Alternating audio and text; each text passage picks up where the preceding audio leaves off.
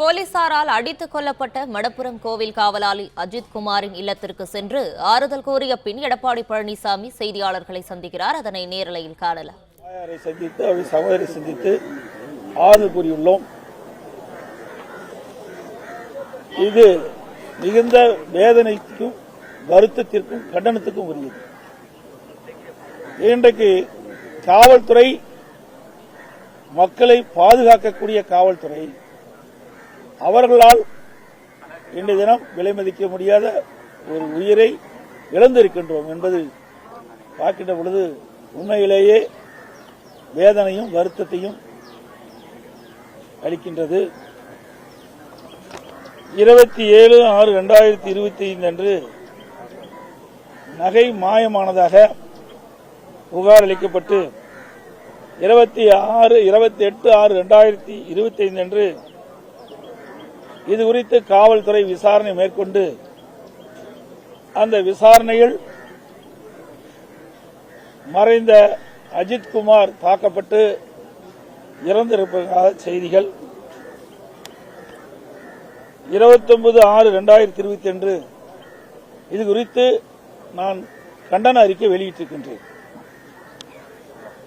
தொடர்ந்து அஜித் குமார்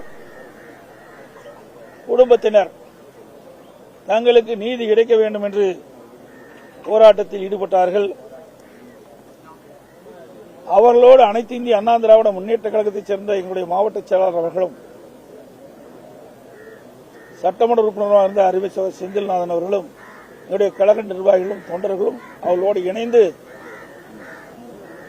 மறைந்த அஜித் குமார் நீதி கிடைக்கின்ற விதமாக போராட்டத்தில் ஈடுபட்ட காரணத்தினால் வேறு வழியின்றி இந்த அரசு இந்த அஜித் குமார் விசாரணையின் போது தாக்கப்பட்ட காவலர்கள் மீது வழக்கு பதிவு செய்து அவர்களை கைது செய்திருக்கின்றார்கள்.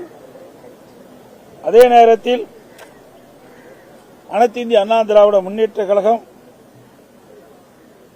எங்களுடைய வழக்கறிஞர் மாரிஸ் குமார் என்பவர் இது குறித்து மதுரை உயர்நீதிமன்ற கிளையில் வழக்கு தொடர்ந்தார்.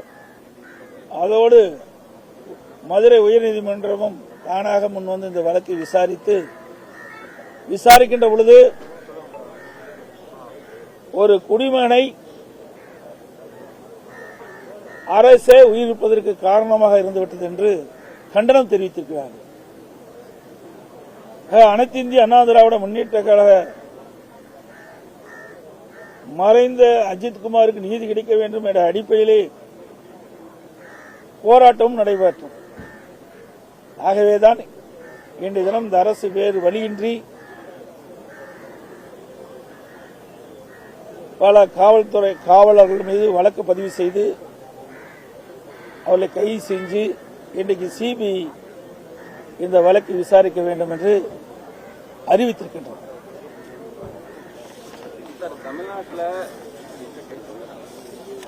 ஆனா இதில் ஒரு சம்பவம் என்னவென்றால், இது காவலர்களாக இவ்வளவு பெரிய தாக்குதலை ஏற்படுத்தியிருக்கலாம் என்று சொல்லுகின்ற போது ஐயம் ஏற்படுகின்றது, சந்தேகம் ஏற்படுகின்றது. என்று சொன்னால் காவல்துறை சம்பந்தப்பட்ட இந்த விசாரணை போது ஈடுபட்டுள்ள காவல்துறை சேர்ந்த அதிகாரிகளுக்கு காவலர்களுக்கு ஏதோ ஒரு பகுதியிலிருந்து மிகப்பெரிய அழுத்தம் கொடுத்த காரணத்தினால்தான் அவர்கள் இப்படிப்பட்ட தாக்குதலை நடத்திக்கா என்று பரவலான செய்திகள். அது மட்டுமல்ல, அஜித் குமாருடைய உடற்குறு ஆய்வில் பார்க்கும்போது 44 இடங்களில் அவர்கள் கடுமையாக தாக்கப்பட்டிருப்பதாக அந்த மருத்துவ அறிக்கை வெளியிடப்பட்டிருக்கின்றது.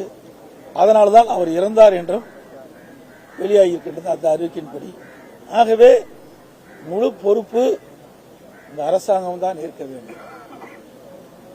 இன்றைக்கு இந்த அரசாங்கம் சரியான முறையிலே இந்த வழக்கை விசாரிக்கப்பட்டிருந்தால் விலை மதிக்க முடியாத ஒரு உயிரை இழந்திருக்க மாட்டோம் என்பதுதான் என்னுடைய கருத்து.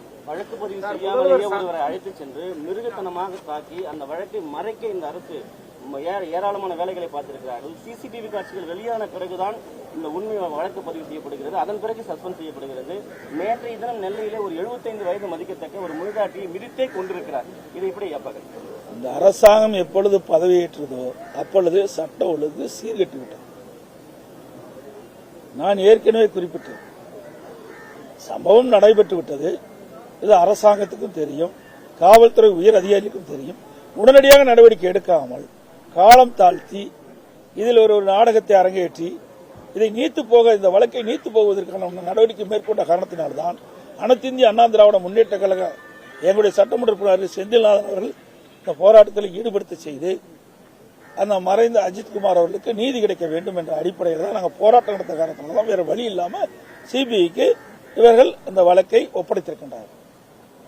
சார், தமிழ்நாட்டில் ஒரு புறம் பார்த்தீங்கன்னா லாக்அப் டெத்து அதிகமாக அந்த 4 ஆண்டுகள் இருந்தது. இன்னொரு பக்கம் பார்த்தீங்கன்னா தென் தமிழகத்தில் ஆணவ படுகொலைன்றதும் தொடர்ந்து நடைபெற்றிருக்கின்றது. சிவகங்கை, புதுக்கோட்டை மாவட்டங்களில், நெல்லையில் கூட பார்த்தீங்கன்னா இங்கே மட்டும் இல்லை, தமிழ்நாடு முழுவதும் நடந்துட்டு இருக்குது. இன்றைக்கு கொலை, கொள்ளை, திருட்டு நடக்காத நாளே இல்லை. இன்னைக்கு பார்த்தீங்கன்னா நேற்று தினம் ஒரு மாணவன் 2 மாணவர்களுக்கு இருக்கின்ற பிரச்சனை அடிப்படையில் ஒரு மாணவன் இருசக்கர வாகனத்தில் செல்கின்ற பொழுது அவரை காரை மோதி அவரை கொலை செய்ததாக பத்திரிகை செய்தி. ஆக தினந்தோறும் நடந்துட்டு இருக்குது. ஒரு நாள் 2 நாள் அல்ல.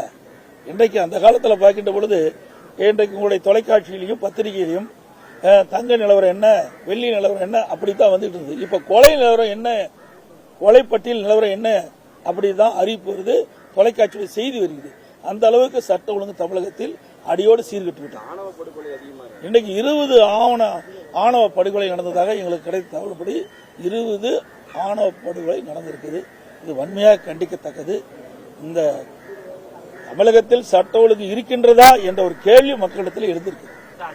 குடும்பத்துக்கு கொடுக்கப்பட்ட வேலை வாய்ப்பு சரியில்லை, கொடுக்கப்பட்ட இடமும் ரொம்ப தொலைதூரத்தில் கொடுத்திருக்காங்க, குற்றச்சாட்டு வச்சிருக்காங்க.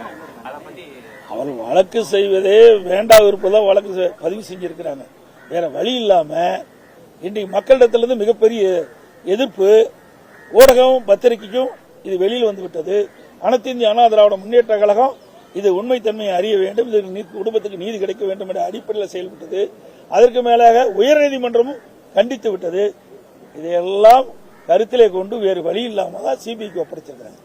ஆகவே ஆரம்பத்திலிருந்து நீங்க பார்க்கின்ற பொழுது இந்த அரசு இந்த வழக்கில் எந்தவித அக்கறையும் செலுத்தவில்லை என்பதுதான் தெரிகிறது. அதனாலதான் வேண்டா வெறுப்ப ஒரு வேலை கொடுத்து அதுக்கு ஒரு நிதி கொடுத்திருக்கிறாங்க. நிச்சயமா அவருக்கு நல்ல வேலை கிடைக்கும். அவள் விரும்பிய இடத்தில் அனைத்து இந்திய அண்ணா திராவிட முன்னேற்ற கழகம் ஆட்சிக்கு வந்தவுடனே அவள் விரும்பிய இடத்தில் வேலை கிடைக்கும். இப்பொழுது கூட அனைத்து இந்திய அண்ணா திராவிட முன்னேற்ற கழகத்தின் சார்பாக இன்னும் ஒரு 3 நாள்ல அது செக்கா கொடுக்கணும், கேஷா கொடுக்க முடியாது சட்ட நீதியா. அதனால எங்களுடைய சட்டத்திட்ட விதிகளின்படி, எங்களுடைய கட்சியினுடைய விதிகளின்படி அந்த குடும்பத்திற்கு எங்களுடைய மாவட்ட செயலர் மூலமாக 5 லட்சம் ரூபாய் நிதி வழங்கப்படும்.